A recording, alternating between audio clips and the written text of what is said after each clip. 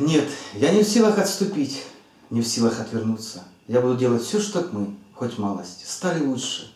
Я буду петь, чтоб стали мы добрее и спокойнее, и лишь тогда откроем дверь, где мир и все в покое.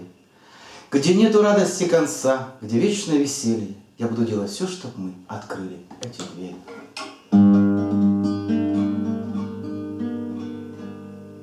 В садочку вишня зацвіла, повалена після війни. Я згадую, як я журився, коли дивився в очі ті. Гілки розкинула, звалена вишня, та й зацвітає. Де ж вона зараз, душа невинна, Бог її знає. Беззахисне дитя, всі родини нема, в очах самута.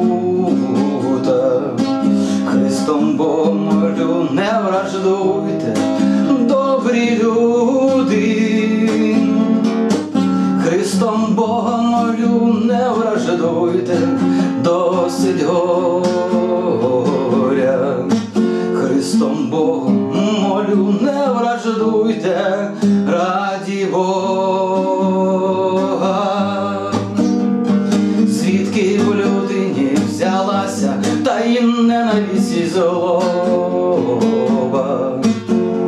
Старі кажуть, що це не від Бога. Старі кажуть, що буде на них Божія кара за ненависть люту до рідного брата.